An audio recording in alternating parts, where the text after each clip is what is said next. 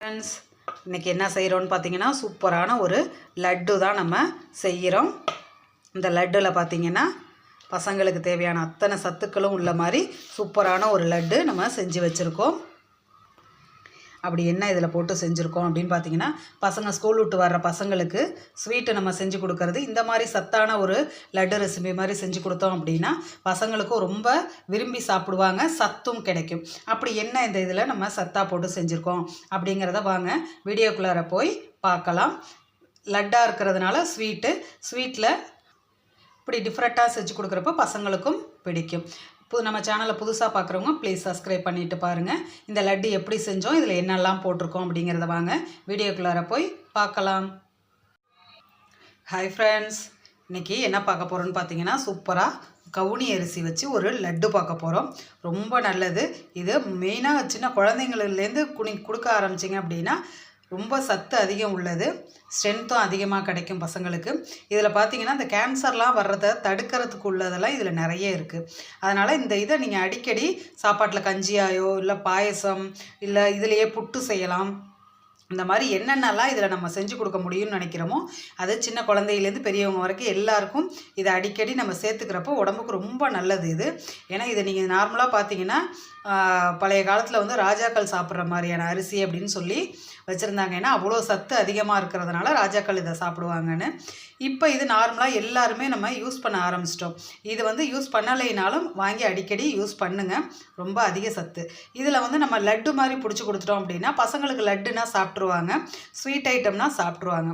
அந்த மாதிரி இருக்கிறப்ப நம்ம செஞ்சு கொடுக்குறப்ப ஈஸியாக அவங்களுக்கு இதை நம்ம அரிசியை வந்து சாப்பிட கொடுத்துட முடியும். இப்போ ஈஸியாக எப்படி செய்யலாங்கிறத பார்ப்போம். இப்போ இது நல்லா நான் கழுவி காய வச்சு எடுத்து வச்சுருக்கேன். நீங்கள் அந்த மாதிரி எடுத்து வைக்கல உடனே செய்யணும் அப்படின்னு நினச்சிங்கன்னா என்ன பண்ணுங்கள், இதை தண்ணியில் ஊற்றி ஒரு 2 கழுவு கழுவிட்டு நல்லா ஒரு வடிகட்டியில் போட்டு தண்ணி சுத்தமாக இல்லாமல் வடிச்சிருங்க. வடிச்சிட்டு ஒரு துணியில் போட்டு லைட்டாக ஃபேனை கீழே போட்டிங்கன்னா அந்த மிச்சம் இருக்கிற தண்ணியும் துணி வந்து உறிஞ்சி எடுத்துரும். அதுக்கப்புறம் நம்ம இதை வந்து ட்ரை ரோஸ்ட் பண்ணி எடுத்துட்டோம்னா நீட்டாக வந்துடும். நான் இது முன்னாடியே கழுவி நிறைய எடுத்து வச்சுருக்கிறதுனால டக்குன்னு நான் எடுத்து யூஸ் பண்ணுறேன். இப்போ இதை ட்ரை ரோஸ்ட் பண்ணிக்குவோம். அடுத்து என்னென்னலாம் ஒன்று ஒன்றா செய்யணுங்கிறதையும் பார்ப்போம். பாருங்கள், ஒரு பேன் வச்சுருக்கேன். இது ஒரு நல்ல வாசம் வரும், அந்த அளவுக்கு நம்ம வறுத்துக்கலாம். கருக மட்டும் விட்டுறாதீங்க. சிம்மு ஹைன்னு கொஞ்சம் மாற்றி மாற்றி வச்சு இதை நல்லா நம்ம அரிசி எப்படி நார்மல் அரிசியெல்லாம் பொரித்து எடுப்போம் அந்த மாதிரி நல்லா இதை சூடு வர எடுத்துடலாம். ஃபுல்லாக பொரிச்சிட்டு பார்ப்போம். பாருங்கள், பொரிய ஆரம்பிக்குது பார்த்தீங்களா, பட்டு பட்டுன்னு. நம்ம அந்த எள்ளெல்லாம் வெடிக்கும் பாருங்கள், அந்த மாதிரி பட்டு பட்டுன்னு வெடிக்குது. சவுண்டு கேட்குதா உங்களுக்கு?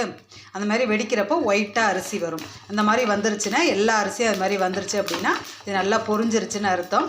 எடுத்து நம்ம கலர் மாறுது பாருங்கள், ஒயிட்டாக நல்லா பிளாக்காக இருந்த அரிசி கலர் மாறுது பார்த்தீங்களா, நல்லா பட்டு பட்டுன்னு பொரியவும் ஆரம்பிக்கும். இதுதான் அதோட பதம். உங்களுக்கு பார்த்தா தெரியுதா, அரிசியோட கலரும் மாறி இந்த மாதிரி ஒயிட்டாக மாறி வரும். இதை எடுத்து நம்ம அப்படியே ஆற வச்சுக்கலாம். எல்லா அரிசியும் நல்லா பொரியட்டும். இடையில் கொஞ்சம் கொஞ்சம் கருப்பு அது மாதிரி இருந்துச்சுன்னா அதையும் ஃபுல்லாக பொரித்து எடுத்துக்கலாம்.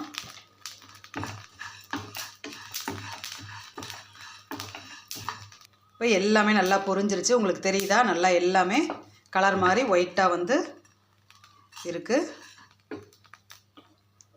பொரியாத 1 2 நல்லா பட்டு பட்டுன்னு வெடித்து எல்லாமே அந்த சூட்டில் வெந்துடும். இதை இப்போ நம்ம எடுத்து ஒரு பாத்திரத்தில் ஆறுறதுக்கு கொட்டி வச்சிடலாம். இது இப்படியே ஆறட்டும். அடுத்தது என்னென்ன நம்ம வறுக்கிறதுன்னு பார்த்துக்குவோம். அடுத்தது பார்த்திங்கன்னா நிலக்கடலை எடுத்து வச்சுருக்கேன்.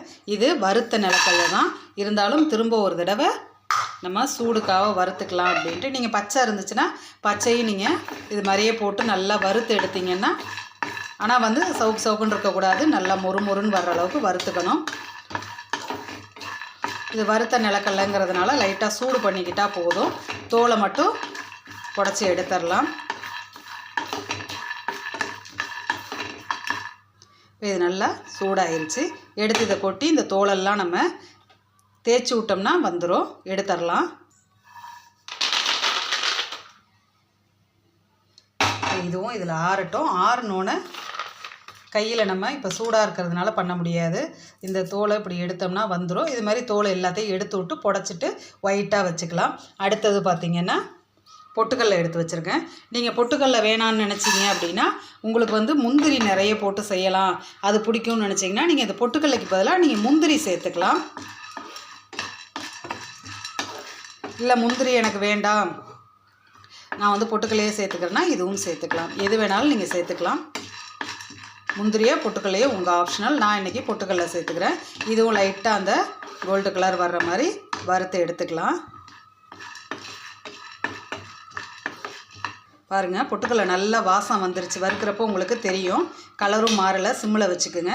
இந்த சூட்லேயே நான் கொஞ்சோண்டு கருப்பு எள்ளு, நீங்கள் கருப்பு எள்ளோ வெள்ளை எள்ளோ எது வேணுமோ போட்டுக்கோங்க. இந்த சூட்லேயே வந்து என்ன ஆயிரும்னா வெள்ளு நல்லா வந்து அந்த எள்ளு சூடாகி வெடிக்க ஆரம்பிச்சிடும். உங்களுக்கு நார்மலாக தெரியும், எள்ளு தனியாக போட்டோம்னா பட்டு பட்டுன்னு வெடித்து எல்லாம் செதறும். இந்த மாதிரி இதில் நீங்கள் போட்டுட்டீங்க அப்படின்னா இந்த சூட்லேயே வந்து அது வெடித்து வந்துடும். சவுண்ட் கேட்குதா வெடிக்கிறது? இதோட நம்ம ஆஃப் பண்ணிவிட்டு அந்த சூட்டில் அப்படியே வச்சுக்கலாம். இதுவும் ஆறட்டும். இதையும் இதில் கொட்டி ஆற வச்சிடலாம். இப்போ அதுக்குள்ளேயும் அடுத்தது நம்ம போய் இது நல்லா இந்த பாருங்கள் சூடாறிடுச்சு. இப்படி பண்ணினோம்னா எல்லா தோலும் வரும். தோலை குடச்சி விட்டு ஒயிட்டாக எடுத்துகிட்டு வந்துடலாம். பாருங்கள், நல்லா சுத்தமாக தோல் எல்லாத்தையும் எடுத்துகிட்டு வந்தாச்சு. இதுவும் நல்லா ஆறிடுச்சு. இப்போ இதை வந்து ஃபஸ்ட்டு நம்ம மிக்ஸி ஜாரில் போட்டு இதை நல்லா பவுட்ரு பண்ணிக்கலாம்.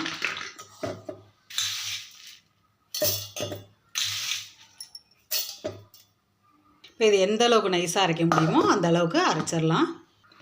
பாருங்கள், நல்லா பவுட்ரு பண்ணிட்டேன். எனக்கு லைட்டாக அந்த ஒரு கடைசி கொரகொரப்பு ஒன்று இருக்கிறதோடு அந்த லட்டு பிடிச்சி சாப்பிட்றப்ப நல்லா இருக்குங்கிறதுனால நான் அந்த கொரகொரப்புலேயே வச்சுருக்கேன். சப்போஸ் சில பேருக்கு அந்த கொரகொரப்பு பிடிக்காது, ரொம்ப நைஸாக லட்டு இருந்தால் தான் சாப்பிட பிடிக்கும் அப்படின்னு நினைக்கிறவங்க என்ன பண்ணுங்கள், இதை ஒரு நம்ம ஜலிப்போமில் அந்த சலிக்கிறதுல போட்டு நல்லா சலித்து நைஸ் பவுடராக எடுத்துகிட்டு மிச்சத்தையும் திரும்ப மிக்ஸி ஜாரில் போட்டு அரைச்சி நீங்கள் சலித்து எடுத்துக்கோங்க. அப்படி பண்ணுறப்ப நல்லா நைஸாக கிடைக்கும். இப்போ என்னதும் நைஸாக இருக்குது, ஆனால் அந்த கடைசி ஒரே ஒரு சின்ன கொரகொரப்பு வாயில் வச்சு சாப்பிட்றப்ப அந்த கொரகொரப்போடு இருக்கிறது நல்லா இருக்குங்கிறதுனால நான் அப்படி வச்சுட்டேன். நீங்கள் ஜல்லடையில் சலிக்கிறதுனா சலிச்சுக்குங்க. இப்போ அடுத்து இதில் என்ன போட போகிறோன்னு பார்த்தீங்கன்னா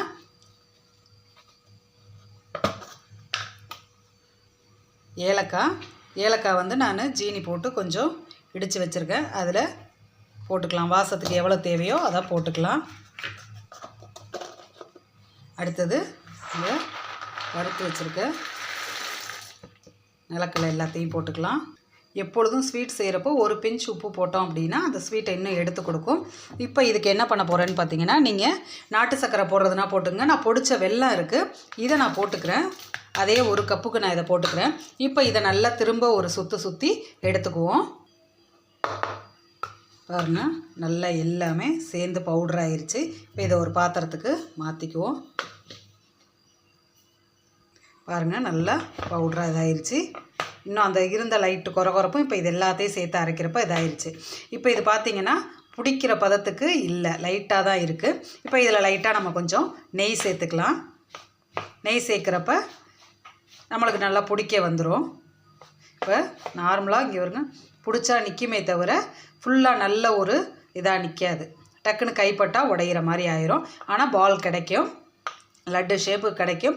லைட்டாக இப்படி வச்சாலும் இதாகும். அதனால் லைட்டாக கொஞ்சம் வாசத்துக்கு நம்ம நெய் போட்டுக்கிட்டோம்னா பசங்களுக்கு நெய்யும் பிடிக்கும். அந்த வாசத்துக்கு லட்டு இன்னும் சாப்பிடுவாங்க, நல்லாயிருக்கும். ஒரே ஒரு இது நம்ம நெய் ஊற்றிக்கலாம். பாருங்கள், ஒரு சும்மா 1/4 ஸ்பூனுக்கு தான். நான் எவ்வளோ சின்ன ஸ்பூன் வச்சுருக்கேங்கிறது உங்களுக்கு தெரியும். ஒரு 1/4 ஸ்பூனுக்கு தான் போட்டிருக்கேன். உங்களுக்கு இன்னும் நெய் நிறைய தேவை விருப்பம் அப்படின்னா நீங்கள் போட்டுக்கலாம். சப்போஸ் நெய்யில் நீங்கள் முந்திரி வறுத்து இதில் போட்டிங்கனாலும் போட்டுக்கலாம். நீங்கள் அந்த நெய்யை சேர்றப்ப இன்னும் இதாகும். இப்போ நல்லா இதை பிசைஞ்சிக்கலாம். பாருங்கள், நெய் போட்டு நல்லா இப்போ கலந்தாச்சு. கலந்தோன்னா பாருங்கள் பிடிக்கிறதுக்கு இப்போ நல்லா வருது.